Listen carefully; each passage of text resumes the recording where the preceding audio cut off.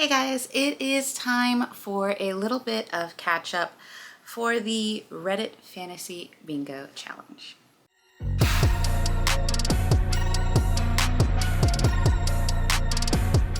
Hey guys, if you are new here, welcome to the Book Path. I'm Nicole, and if this isn't your first rodeo, thanks for sticking around. So it is, I think, a little like 6 months to maybe now we're getting into the 7 months after the start of the 2025-2026 Reddit Fantasy Bingo Challenge. This is a year-long challenge that starts in the spring, ends the following year in the spring, and it really revolves around fantasy, sci-fi, and kind of everything that umbrella encompasses. So if you have already watched, I did go ahead and already post back in the spring my TBR for this year, 2025-2026 challenge. If not, I will go ahead and link down below so you can check that out and see what I originally started with, because there are some changes. And that's basically what this video is about. It's a little bit to update you on what I have done so far for these challenges and what I might be switching and changing out as the year goes on, and I've kind of reassessed what my list was looking like with different books that have gotten purchased, and you get the gist. So let's go ahead. I'm going to go into it. I'm not really going to go into reading synopsis of books for this video. I know I did it in my TBR, and I know I'm switching out some books, but I'm just trying to give you a quick catch up for this one and go from there. Basically, let's get this going. So basically, we'll just take each category, each row, and we'll say if we're sticking with it, if we're changing it, if it's been completed at this time, and I will try to keep the graphics up here so you can kind of see how everything's shaping out, however you want to use it. So basically, for the first pick, row one, first pick was The Knights and Paladins. Originally, I had Under the Oak Tree, and I still want to read that, but there are a few books that I'm kind of wanting to read ahead of it, and one of them actually fits the prompt, and that is The Knight and the Moth. So I'm going to be switching out Under the Oak Tree for The Knight and the Moth. It does have Knights and Paladins because there is a knight in the title. So yes, we're going to switch out for this one. Heard a lot of great things about it. Very curious to read it. So we're going to go with that. Next up for our hidden gem. I originally had the Neverlist, but at the time that I read the Neverlist, when I rechecked the reviews, it had more than 1,000 reviews at this point in time, and I just, even though when I made the TBR it didn't, it just felt like a little bit of a cheat to still kind of count it. So I am switching it out for a book that I know only has like a few hundred at this time, and I'm hoping to read it this month. We'll see. And we are switching it out for Heart of the Impaler by Alexander Delacroix. This, as far as I know, may or may not be a love triangle between Vlad the Impaler, his brother, and a lady in question. Felt if it's got to deal with Vlad and Dracula and everything, and it's already October, this might be a perfect read to pick up. Plus it only had like 300 or something reviews for it, so well under. Not gonna, you know, so that's what we're going with for this one. For our next one, published in the 80s, we are still sticking with The Gunslinger. I have not read this one yet. Next up is High Fashion, or a book that features fashion as one of its major points. We are doing Mask of Mirrors by M.A. Carrick. We are still keeping this one, have not read it yet. For the next one, Down with the System.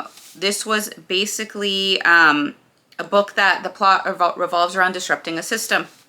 Originally, we had chosen Red Queen. I am switching that out because I don't know if I'm going to try to do a separate video or what I'm doing with that one. So I'm actually switching it out for another one that's been on my list for other readathons, and I haven't gotten it done yet. Want to get it done. And so we're going to go with Red Rising by Pierce Brown. I heard really good things about this series. Not usually a sci-fi person, but they said that it was just written really, really well. So we're going to go with this one. For the next row, for Impossible Places, we are keeping with The Book That Wouldn't Burn by Mark Lawrence.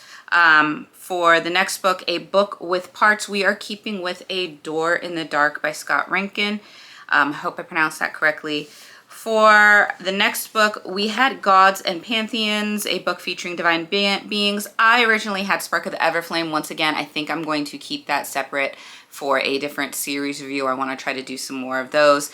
So we are switching it out for, and I know series review for that one, but I only have book one in this one. So we're switching it out for What Lies Beyond the Flame by Harper L. Woods. This one just sounded really interesting.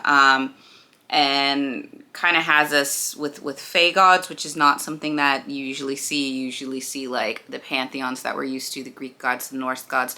So having to deal with like a possibility of like a Fae god colored me intrigued. So we're going with that one. For the next one, we have last in a series. I am keeping with Wisteria because that is the last book in that series and I really liked that one. So hopefully we'll finish it up before the end of the year and we can chalk that series off for the end of the year. Next up, we have a book club, a read-along book. Originally, I had The Spell Shop because I found that one on one of the Reddit book clubs. I might still go with that one, or I might go with The Last Flower Bride by Rashani Choksi. This one is part of the Target book club. You can see the sticker up there. So I might go with this one. I've heard that this author has a wonderful way of writing, very beautiful. I've had this book for a while, and it kind of had like maybe some gothic-y things to it, a little glimpses of fairy tales and things. So I felt like it felt the fantasy a little bit. So we might do that one. Or I might go with Immortal Consequences by Ivy Marie. This is listed as the Good Morning America Young Adult Book Club pick. So this one also sounded sounded a little interesting. So might pick up this one instead. It's really going to be like a mood read at that time, but at least now I have some options for that. Up for the next subject is Parent Protagonist. We are keeping with Garden Spells by Sarah Addison Allen. For the next one, we have Epistolary, and we're keeping with Piranesi or Piranesi, however you want to pronounce it, by Susanna Clark. I've heard really good things about that one, so I do want to continue with that. Next up, we have published in 2025, a book that was published for the first time in 2025. And we did actually complete this one. We read Firebird by Juliet Cross. I really enjoyed that one. It was a really interesting take at a sort of Roman historical world with an element of dragon clans. So very, very interesting. Really excited to see the sequel. I think it comes out in like February of next year. We'll see. But definitely going to do that one. So we did complete that one. That one is done. Next up, we have a book with an author of color or a POC author, and we ended up picking up Breath of the Dragon by Shannon Lee and Fonda Lee. This was a fantasy book with martial arts, different variety of martial arts styles in a competition setting in a fantasy world, where one side has powers, the other side does not, and how does it look like. And it was actually, it was an interesting book. I can definitely see where the teachings of Bruce Lee came into play and his perspective on different fighting styles and philosophy. So it was definitely good. Finished it, read it. That challenge is complete. After that, we had Small Press or Self-Publication. For this, I had read Videon by Ashley R. O'Donovan. Absolutely loved this book. Don't see a lot of press on this one. Highly, highly, highly recommend it. Kind of futuristic dystopian world with people who are now inheriting powers, but they're treated as servants or worse in the various powerful families that now own and control what used to be America. So very interesting perspective. Did have some spice. Absolutely loved it. Cannot wait for the sequel. But yeah, completed it. So there we go, 3 in a row.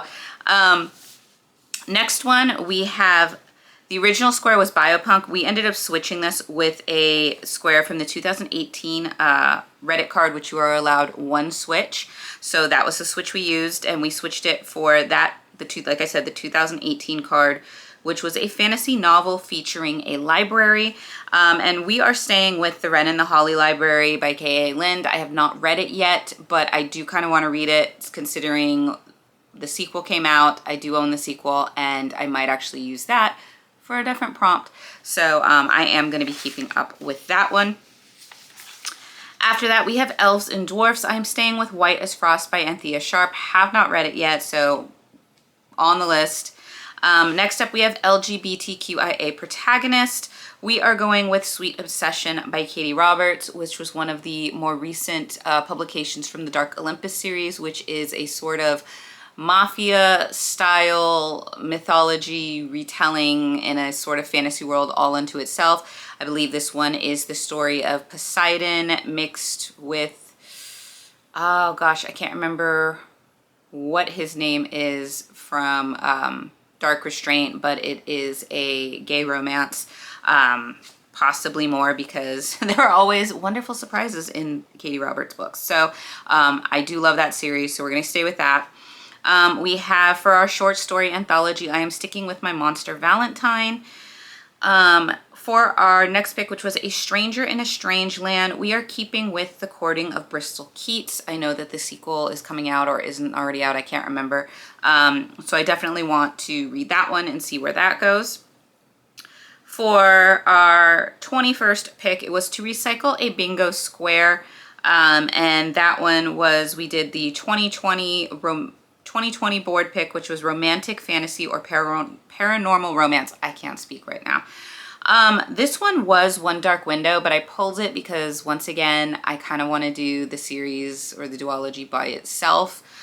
So at this point, I have left this empty. I feel like if you have seen my shelf tour, if you have seen some of my more recent book hauls, you know that I have quite the bit of romantic fantasy or paranormal romances that I could fill this square with. So I think we're just going to take a look and see what we're reading at the time and what we feel like and go from there. Next up, we have our cozy pick, and we are sticking with The Orc and the Innkeeper by Cora Kane. Next up, we have a generic title. This one was basically to have one of the words blood, bone, broken court, dark shadow, song, sword, or throne. The plurals are allowed as your generic title. I have so many books that could fulfill this prompt. Right now, we have Bound to the Shadow Prince, which I might still do.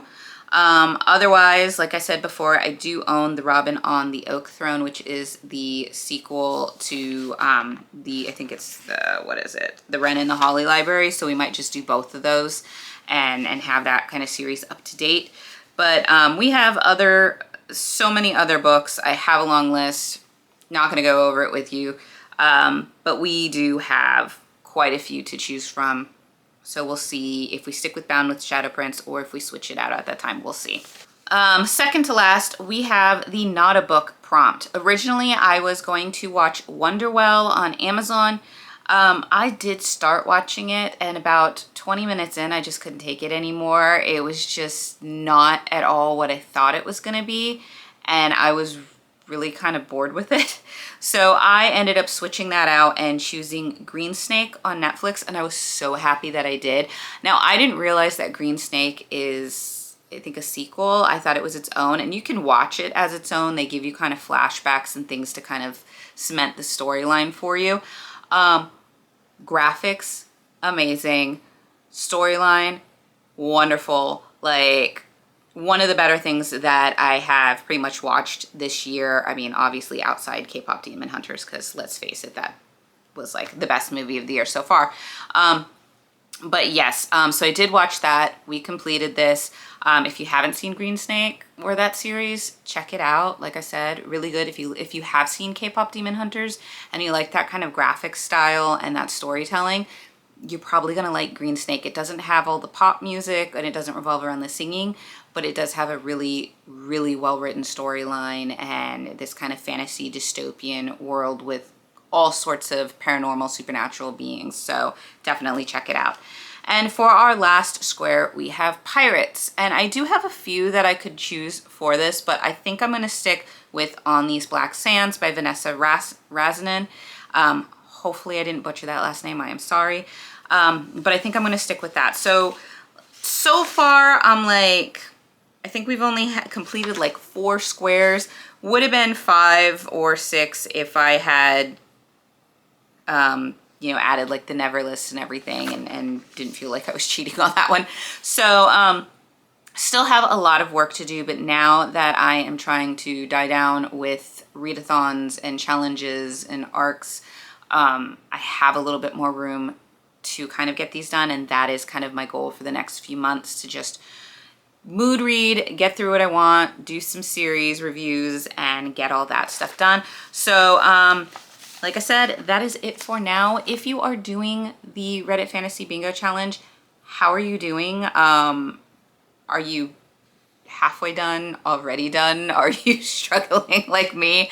Let me know what your favorite pick or most anticipated pick is for this, or what square are you kind of loathing to have to do? Because we all know there's at least one for us that we're like, not my usual, but we'll do it.